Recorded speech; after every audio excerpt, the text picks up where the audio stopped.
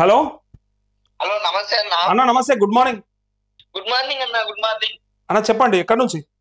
అన్న. ఇది మన ఎక్కడి నుంచి అంటే నిజామాబాద్ జిల్లా బోధన్ మండల్ పెట్టాల నుంచి అన్న. నేను చాలా రోజుల నుంచి నేను కాంటాక్ట్ చేస్తున్నా. బిజీ బిజీ అన్న అన్న ఇప్పుడు దొరికినావు కదా అన్న, మాట్లాడి. అన్న నాకు ఏంటంటే ఒక ఎకరము 21 గుంట భూమి ఉంది అన్న. ఓకే. అయితే నేను మా అన్నదమ్ముల పంపకంలో ఏం చేసినామంటే 2014లోనే మేము విడదీసుకున్నాము. 2014 నుంచి విడదీసుకున్నాము. కెనరా బ్యాంక్ లో మేము 2017లో రుణం తీసుకున్నా సార్. రుణం తీసుకుంటే 41,000 ఇచ్చాడు సార్. 41,000 నుంచి రిన్యువల్ చేసుకుంటూ వస్తే 75,000 దాకా వచ్చింది సార్. ఓకే. కెనరా బ్యాంక్ నుంచి 70,000 వచ్చింది. అయితే వాళ్ళు ఏమన్నారంటే రుణమాఫీ అవుతుంది, మరి ఎప్పుడు రెన్యువల్ చేస్తా సార్, నేను ఎప్పుడు కంపల్సరీ రెన్యువల్ చేసుకుంటా నేను. ఓకే. మొన్న ఏమైందంటే రుణమాఫీ వస్తుంది, రెన్యువల్ చేయని అవసరం లేదు అని చెప్పేసి ఊర్లో వాళ్ళందరూ అన్నారు సార్. ఓకే. మొన్న ఒకటేసారి రెన్యువల్ చేయలేదు సార్. 2023 మేలా రెన్యువల్ చేయలేదు సార్. ఓకే. రెన్యువల్ చేయకుంటే అది ఏమైందనంటే కెనరా బ్యాంక్ పోయి అడిగితే వాళ్ళు ఏమన్నారంటే రుణమాఫీ వస్తుంది, నువ్వు రెన్యువల్ చేసుకో అని చెప్పిండ్రు. ఓకే. రెన్యువల్ చేయలేదు సార్. నేను చేయకపోతే వాళ్ళు ఏమైందనంటే డాటా అది మన మేడం దగ్గరికి పోయి అడిగితే వ్యవసాయ శాఖ మేడం ఉంటుంది చూడు, ఏఈఓ మేడం దగ్గరికి అడిగితే డీటెయిల్స్ మొత్తం పెట్టు అని అంటే మొత్తం పెట్టినా మేడం. అయితే అది నో డాటా ఫైండ్ అని చూపిస్తున్నది. నీది నేను పైకి పంపిస్తా, నీదే ఫస్ట్ పంపించిన నేను పైకి. ఖచ్చితంగా ఏ పైకి? దేవుని తాడుగా సార్? పైకి అంటే ఏ పైకి? దేవుని దగ్గరగా? అట్లే ఉంది అలాది. ఏదో పైకి పంపిస్తా, ఏం పైకి?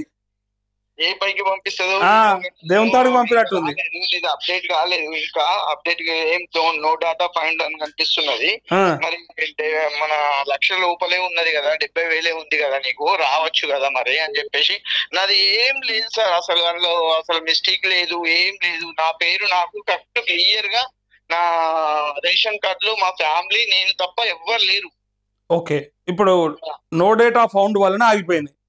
నో డేటా ఫౌండ్ వల్ల ఆగిపోయింది సార్. మరి నో డేటా ఫౌండ్ వల్ల ఆగిపోయింది.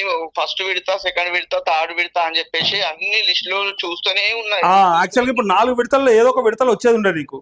వచ్చేది ఉండే సార్. అయితే నీది నా డేటా ఫైండ్ అని చూపిస్తున్నది, నేను పంపించిన ఖచ్చితంగా నీకు నీదే ఫస్ట్ ఉన్నది లిస్ట్ లో అని చెప్పింది. అయితే ఆమె ఏమంటుందంటే ఇప్పుడు మళ్ళీ 5వ విడత, 4వ విడతనో 5వ విడతనో వచ్చింది, లిస్ట్ వచ్చింది, ఒకసారి బ్యాంక్ పోయి చెక్ చేసుకోండి అని అంటే కెనరా బ్యాంక్ పోయి అడిగితే వాళ్ళు ఏమంటున్నారు అంటే మా దగ్గరికి ఏం అప్డేట్ రాలేదు, ఇంకేం కాదు. 4వ విడత అయితే వచ్చింది కదా మొన్న, తెలుసా? 4వ విడత వచ్చింది తెలియదు సార్ నాకు అది. 4వ విడత మొన్న మహబూబ్నగర్ లో రిలీజ్ చేసిరు. సరే అలా చేసిన వాళ్ళందరికి పైసలు ఏం రాలేవు, కొంతమందికి వచ్చినాయి.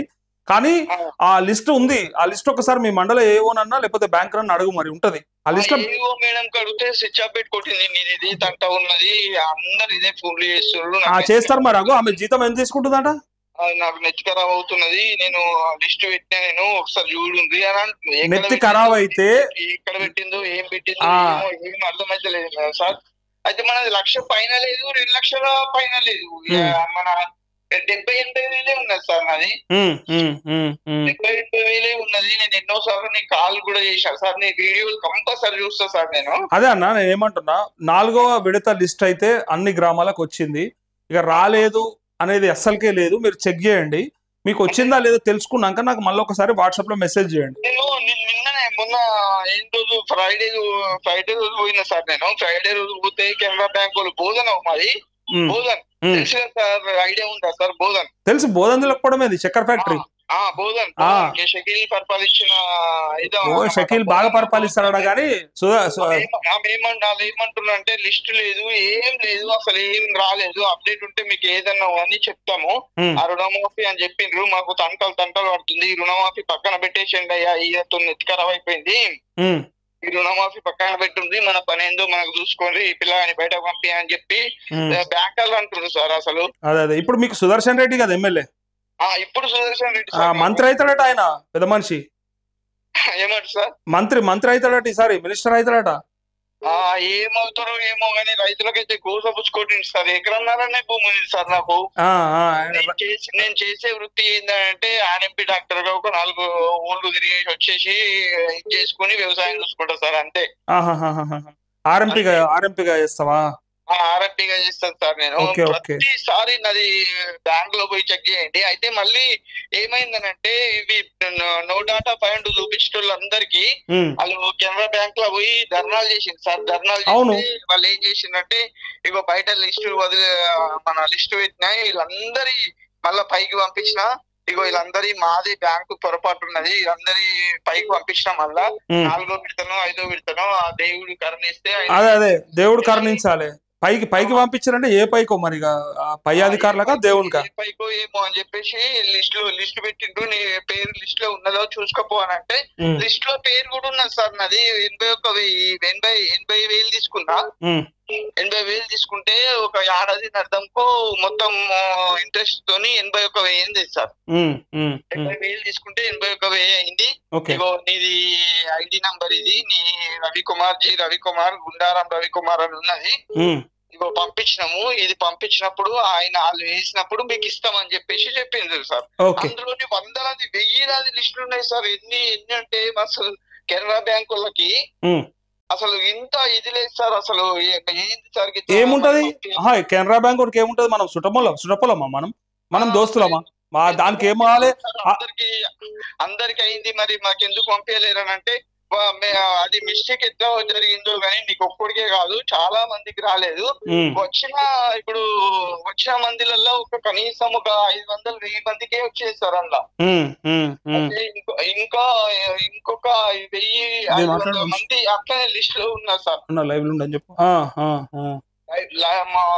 లిస్ట్ లో ఇప్పుడు లిస్ట్ పెట్టిండ్రు, పెద్ద లిస్టు. ఎంత అంటే అసలు మరి ఘోరంగా పెద్దగా పెట్టిండ్రు. అన్ని మళ్ళా డాటా మీరు పంపించలేము ఇంతకు ముందు, ఇప్పుడు నాదేమన్నా మిస్టేక్ ఉన్నదేమో అని నేను చూసుకుంటే నాదేం మిస్టేక్ లేదు అందులో. ఈ సంవత్సరము కరెక్ట్ 15 రోజుల ముందే. సరేనా, మీకోసానికి నేను మాట్లాడతా. కెనరా బ్యాంక్ వాళ్ళు చాలా మంది అట్లనే చేసిరట అక్కడక్కడ. అయితే ఇప్పుడు ఏం సమస్య నడుస్తుందంటే 2 లక్షల పైన ఉన్న వాళ్ళకి, 2 లక్షల లోపల ఉన్న వాళ్ళు, 2 లక్షలు. నేనేం చెప్పినా మీకు, నేనేం చెప్పినా యాదుకుందా? 2 లక్షల లోపటి ఉండి చాలా మందికి కాలేదు. అది రకరకాల కారణాల చేత అని చెప్పిన ఇయ్యాలటి నుంచి అసెంబ్లీ సమావేశాలలో మాట్లాడతారేమో చూద్దాం. మన నాయకులు, మన మంత్రులు. 1,00,000 లోపల కూడా లేదు, 1,00,000 పైన కూడా లేదు సార్. మనకు 1,00,000 లోపలనే ఉంది మనకి. అదే నేను ఏమంటున్నానే, 2 లక్షల లోపు ఉన్నోళ్ళు అయిపోయినాయని చెప్పారు కదా వాళ్ళు. మరి ఇప్పుడు ఉన్నోళ్ళంతా ఎవరు వీళ్ళంతా? అదే నేను అడుగుతాం. మనము ఖచ్చితంగా మీకు అయ్యేలాగా చేద్దామన్నా, మాట్లాడదాం. చూడండి సార్, ఒకసారి 70,000-80,000 మాఫీ అయితే మాకు ఏదో ఒకటి ఇదవుతుంది అన్నా. నేను లక్షల రూపాయలు అప్పులు తీసుకొని కట్టేటోళ్ళ కోసం కాదు, తక్కువ అమౌంట్ తీసుకొని పాపం కట్టలేని వాళ్ళ కోసం. నేను చిన్న రైతుల కోసానికి ఎక్కువ తనలాడుతా. ఎక్కువ ఆలోచన కూడా పాపం చిన్నకారు సన్నకారు రైతుల కోసానికి. పెద్దోడు ఎట్లయినా సరే బతాడు. 10 ఎకరాలు ఉన్నాడు, కౌలుకి ఇచ్చో పని చేసో లేకపోతే ఈ పంట కాకపోతే మళ్ళా పంటకు బయటపడతాడు. కానీ చిన్న రైతు అంటాడు ఒక్కసారి నాశనం అయితే పంట మళ్ళా 2-3 ఏళ్ళ దాకా వెనక్కి తిరిగి కోలుకోలేడు. నాకు తెలుసు కదా ఆ బాధ ఏందో నాకు తెలుసు, అందుకే చెప్తున్నా. సో చిన్న రైతుల కోసానికి నేను మాట్లాడతా. ఎవరెవరికైతే ఇంకా 1,00,000 లోపు ఉండి మాఫీ కాలేదో మీ అందరికీ చేయించడానికి ప్రయత్నం చేస్తాం. కేసీఆర్ కూడా మాఫీ చేసిండు సార్, ఏదో తోడ్పత్రి అని మాఫీ చేసినట్టు మాఫీ చేసిండు. ఎందుకంటే 1,00,000 ఒక 10 మందికి మాఫీ చేసిండు అక్కడక్కడ. వాళ్ళకు కూడా ఇప్పుడు కేసీఆర్ ప్రభుత్వంలో మాఫీ అయింది, ప్లస్ ఈ కాంగ్రెస్ ప్రభుత్వంలో కూడా మాఫీ అయింది. వాళ్ళు సంకల్ గుర్తుకోటింది సార్, మాకు అప్పుడు మాఫీ అయింది ఇప్పుడు మాఫీ అయింది. అట్లా సరేనే, అట్లా కదా వాళ్ళు సంకల్ గుర్తుకుంటే మనకు బాధ ఎందుకు? కానీ అసలు బాధ ఏంటిదంటే మనకెందుకు కాదు, వాళ్ళకి అవడమే మనకు జెలసీ కాదు.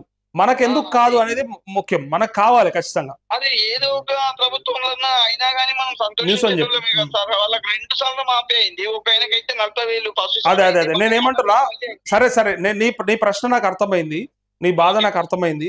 నీలాంటి రైతులు చాలా మంది ఉన్నారు. కెనరా బ్యాంకు చేసినటువంటి తప్పిదం వల్ల లక్షల మంది రైతులు నష్టపోయినరు. సో వాళ్ళు సరిగ్గా డేటా పంపించకపోవడం వల్ల అన్నారు, తర్వాత పంపించినామన్నారు. సో మీ అందరి కోసం కూడా తప్పకుండా మాట్లాడతా. నేను ఇలా ఎమ్మెల్యే గారికి పెట్టే దాంట్లో ఖచ్చితంగా మీ డీటెయిల్స్ పంపిస్తా. ఓకేనా? Okay sir, thank you.